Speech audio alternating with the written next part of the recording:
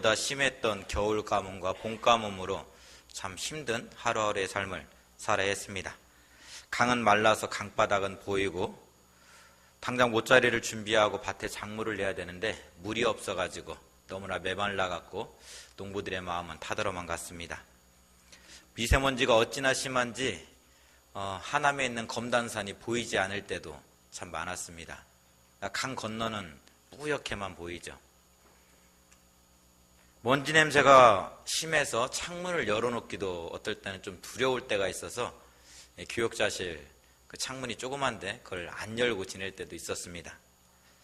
그러던 어느 날 그 고난주간에 그 뚝방을 거닐면서 답답한 마음에 하나님께 기도했습니다. 하나님, 비 좀 내려주세요. 너무 답답해요. 농사도 져야 되고 이 먼지 좀 찢겨 내려갔으면 좋겠는데 하나님, 비 좀 내려주세요. 그리고 혹시나 해서 핸드폰을 열고 이렇게 날씨를 한번 찾아봤습니다. 그랬더니 내일 비 올 확률 60%. 하나님 감사합니다.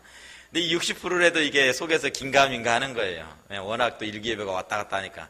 근데 그 다음 날이 되었는데 비가 왔습니다.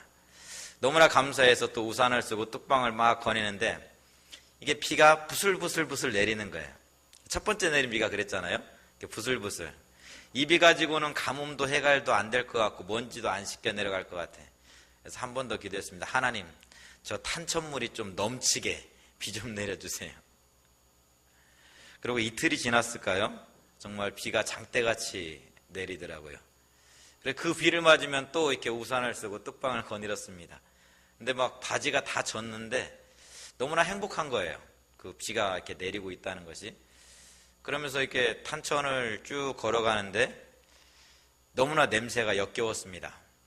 겨울 내내 비가 한 번도 안 왔으니까 물이 쓸려가지 않는 온갖 찌꺼기들, 오물들이 막 그 시궁창으로 한꺼번에 몰려서 이 탄천으로 한강으로 흘러내려가잖아요. 그러니까 그 역한 냄새들, 막 그 온갖 쓰레기들이 다 떠내려가고 있는 거예요.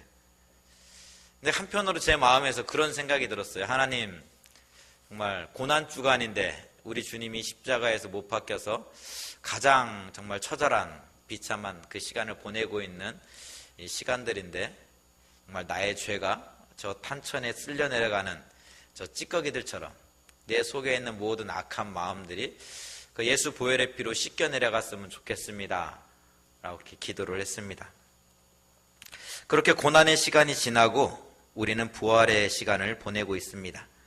모든 대지의 먼지가 씻겨 내려갔듯이 우리의 모든 죄도 예수 십자가의 보혈로 깨끗이 씻겨 내려가고 부활하신 주님과 함께 하루하루의 삶을 살아가고 있습니다.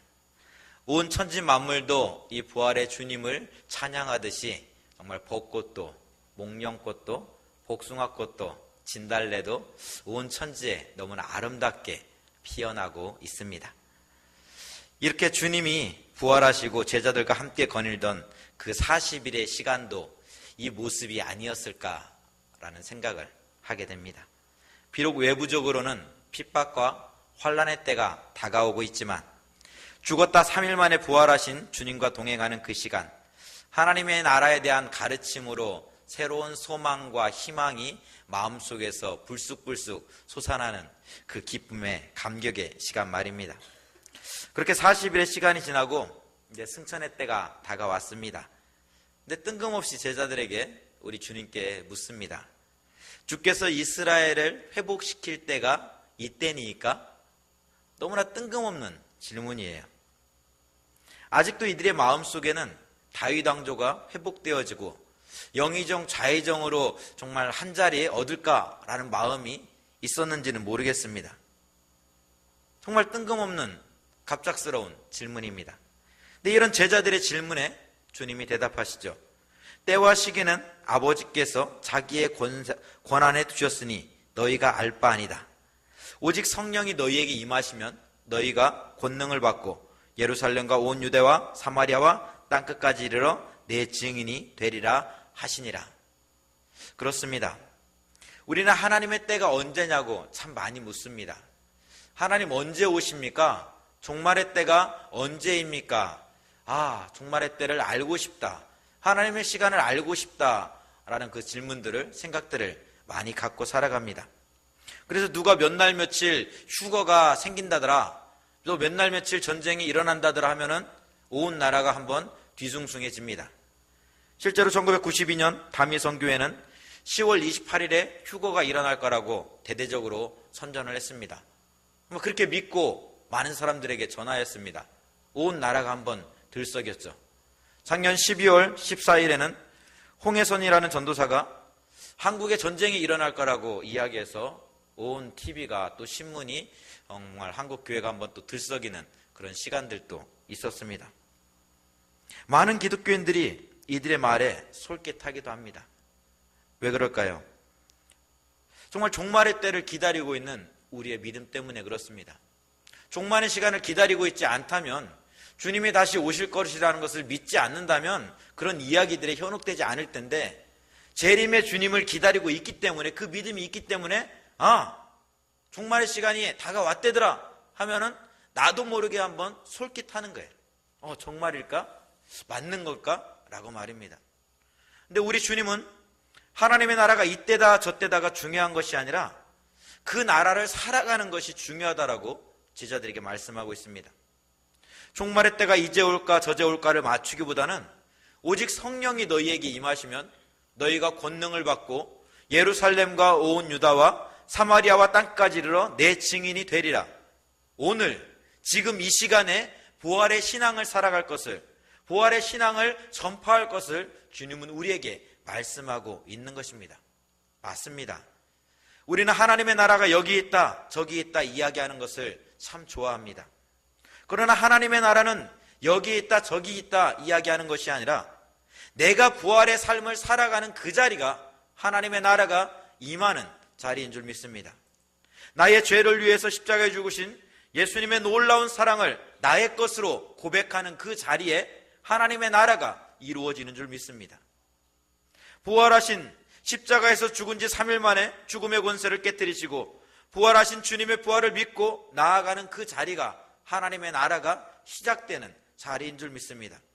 그러니 주님의 말씀처럼 성령이 임하시면 땅끝까지 이르러 부활의 증인되는 삶, 이 삶이야말로 하나님 나라를 살아가는 제자의 삶의 모습인 것입니다.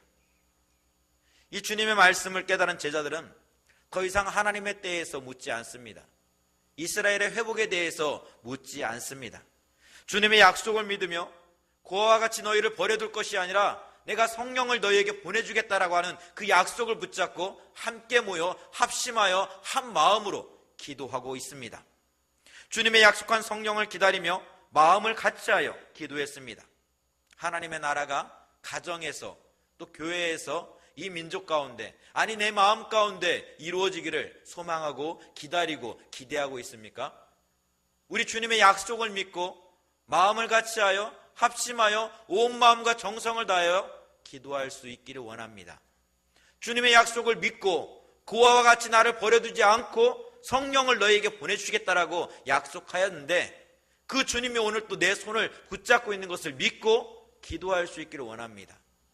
마음이 흐트러져서 기도하는 것이 아니라 온 마음과 정성을 다해서 마음을 하나로 모아서 기도할 수 있기를 원합니다. 이렇게 모여 함께 기도하는 이들은 모두 부활하신 주님의 핵심 증인들입니다. 부활하신 주님과 40일을 함께 지내며 주님의 승천을 눈으로 직접 보았기에 어느 누구보다도 더 확실한 부활의 증인들입니다. 그들 중 가장 대표적인 사람들이 오늘 본문에 나와 있는, 기록되어 있는 사람일 것입니다. 근데 놀라운 것은 함께 모여 기도하는 사람들 가운데 예수의 어머니와 그의 형제들이 기록되고 있습니다. 이 사람들은 초대교회 핵심 멤버라 해도 과언이 아닐진데 예수님의 어머니와 예수님의 아우들이 그 자리에 함께 있었다라고 사도행전은 누가는 우리에게 말해주고 있습니다. 분명 공관복음에서 보여주고 있는 예수의 어머니 또 그의 동생들의 모습은 부활의 핵심 멤버로 증인으로 세워지기에는 조금 부족한 모습이 있었습니다. 예수님의 갈릴리 사역 가운데 예수님과 예수님의 어머니와 동생들이 예수님을 찾아왔습니다. 그러나 제자들이 예수님 당신의 형제들이, 당신의 동생들이 찾아왔습니다 라고 예수님께 말하죠.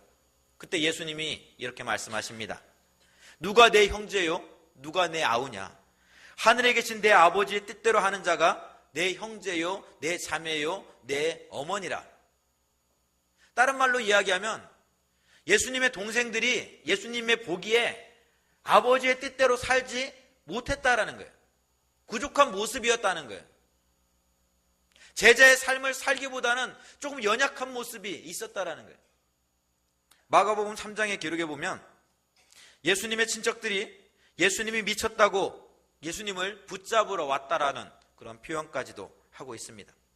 이 일 이후에 예수의 어머니와 그의 동생들의 이야기는 더 이상 성경에 기록되어 있지 않습니다. 십자가의 자리 이전까지는 말입니다. 그만큼 적극적으로 예수님을 쫓고 따랐던 사람들은 아니라는 이야기입니다. 그런데 무엇이 이들을 초대교회의 핵심 멤버로 부활의 증인으로 살 수 있게 만들었을까요? 마가복음 15장 40절 41절은 예수님께서 십자가에 돌아가실 때 막달라 마리아와 또 작은 야고보와 요새의 어머니 마리아와 또 살로메가 함께 있었다라고 우리에게 가르쳐주고 있습니다. 마가복음 15장 47절은 예수께서 십자가에서 돌아가셨을 때 아리마디 사람 요셉이 와서 예수의 시신을 거둡니다.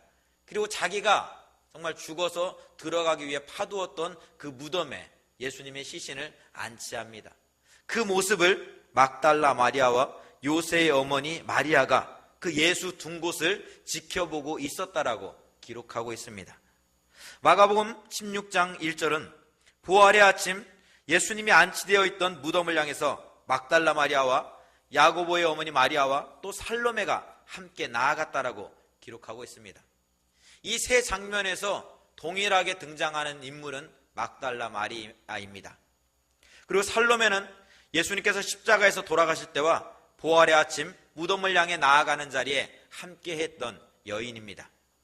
그렇다면 예수님께서 십자가에 돌아가실 때 함께 있었던 작은 야고보와 요새의 어머니 마리아, 예수님의 시신이 안치되는 장면을 지켜보고 있었던 요새의 어머니 마리아, 부활의 아침 예수님을 향해 나아갔던 야고보의 어머니 마리아는 누구일까요? 맞습니다. 그 마리아가 바로 다른 어떤 사람이 아니라 예수님의 어머니 마리아였습니다. 예수님께서 십자가에 달리는 그 자리에 함께 있었던 인물 중에 작은 야고보와 요새의 어머니 마리아가 있었는데, 여기서 작다라는 말은 키가 작다라는 의미도 있지만 젊다라는 의미가 강하게 사용되어지는 단어입니다. 또한 요새와 요셉은 헬라어로는 같은 이름이라 이야기하고 있습니다.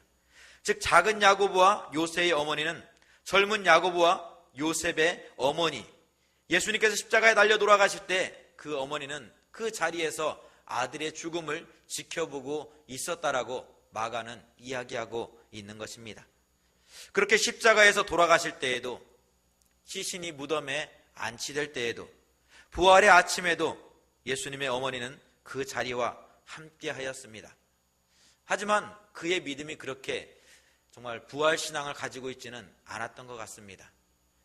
예수님의 부활의 아침, 예수님의 무덤을 향해서 나아가는 이들은 마가복음 16장 3절에 기록되어 있는 것처럼 무덤문을 가로막고 있는 이 돌을 누가 옮겨줄까라는 걱정 아닌 걱정을 하게 됩니다. 예수님이 부활하셨다는 것을 믿고 있었다면 그런 걱정을 하지 않아도 됐을 것입니다. 그러나 그 부활신앙이 아직 그 마음 가운데 확고히 들어와 있지 않았기에 죽은 사람을 위해서 향품을 바르러 올라가는 그 길이기에, 죽은 자를 위해서 살아있는 인간으로서 정말 최선의 예를 다하기 위한 걸음이었기에 이 돌문을 누가 우리에게서 옮겨줄까 그들은 고민하고 있는 것입니다. 사실 이들이 그렇다면 정말 무엇이 이들로 하여금 부활 증인의 핵심 멤버로 거듭나게 하였을까요? 부활의 아침 예수님의 무덤을 찾아간 이들은 그곳에서 무덤이 열려 있는 것을 보았습니다. 무덤 안에 흰 옷을 입은 한 청년이 우편에 앉아 있는 것을 보았습니다. 그리고 그들로부터 놀라지 말라, 너희가 십자가에 못 박히신 나사렛 예수는 살아나셨고 여기 계시지 아니하니라 라는 말씀을 들었습니다. 눈으로 보았고 그 말씀을 들었습니다. 그때 그 이야기를 들었을 때 그들은 몹시 놀랐고 두려워 떨었다라고 성경은 우리에게 가르쳐주고 있습니다. 하지만 그들은 놀라고만 있지 않았습니다. 두려워하고만 있지 않았습니다. 예수가 3일 만에 그 무덤에서 다시 살아나는 것을 눈으로 보았을 때, 귀로 들었을 때 그들은 아직도 두려움에 떨고 있는 제자들을 향해서 달려갔습니다. 슬픔에 빠져있는 제자들에게 찾아가 부활의 주님을 전하여 주었습니다. 주님의 죽음을 기억하면서 슬퍼하고 있는 이들에게 부활의 큰 기쁜 소식을 전하였습니다. 내가 눈으로 보았을 때, 내가 귀로 들었을 때 그냥 머물러 있던 것이 아니라 슬픔과 좌절과 아픔에 빠져있는, 나와 똑같이 슬픔과 좌절과 아픔에 빠져 있었던 그들에게 찾아가서 부활의 주님을 전하였습니다. 사실 이들이 부활하신 주님을 만나기 전까지는 예수를 따르고 섬기는 자들에 불과했습니다. 마가복음 15장 41절은 이 여인들을 소개할 때 이들은 예수께서 갈릴리에 계실 때 따르며 섬기는 자들이다, 섬기던 자들이다 라고 말씀하고 있습니다. 여기 섬기다라는 말은 우리가 잘 알고 있는 것처럼 디아코니아, 섬김을 의미합니다. 사실 이 여인들은 예수의 제자 그룹 가운데 빠질 수 없는 사람들입니다.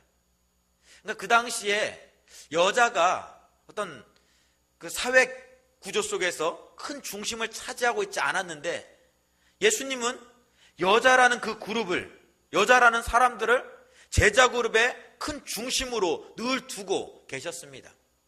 그래서 예수님의 사역 가운데는 늘 여자들이 함께하고 있음을 우리는 보게 됩니다. 특별히 막달라 마리아, 야고보와 요셉의 어머니 마리아, 살로메, 요한나와 수산나 같은 사람들은 핵심 멤버 중에 핵심이라 이야기할 수 있습니다. 하지만 이들이 부활한 주님을 만나기 전에는 부활의 증인이 아니라 그냥 섬기는 자에 불과했습니다. 예수님이 배고파할 때 먹을 것을 갖다 주고, 힘들어할 때 그의 발을 씻겨주고, 인간의 모습으로 목사님이 힘들고 지쳐할 때 정말 그를 도와주고 위로해주는, 그렇게 섬기는 자의 모습으로 이들은 늘 예수님 곁에 있었습니다. 그런데 그들이 부활하신 주님을 만났을 때 부활의 증인이 되었습니다.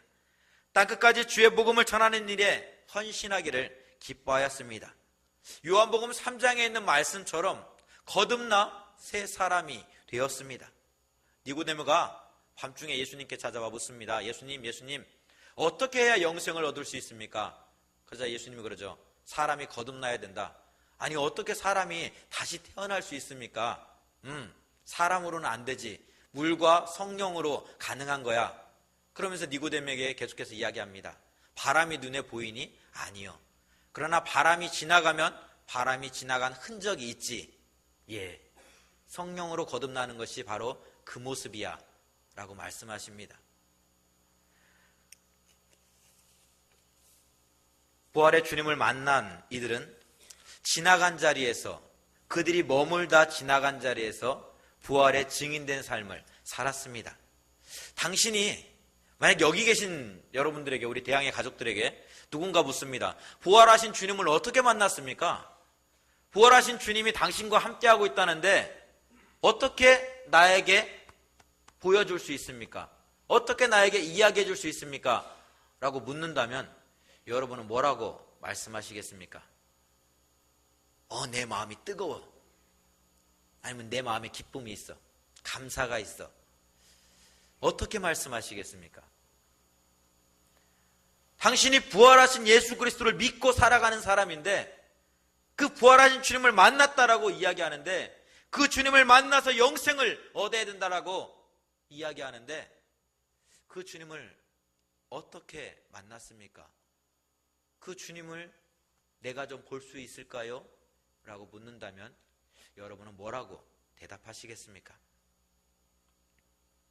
바람이 지나가면 그 지나간 자리에는 분명한 흔적이 있습니다.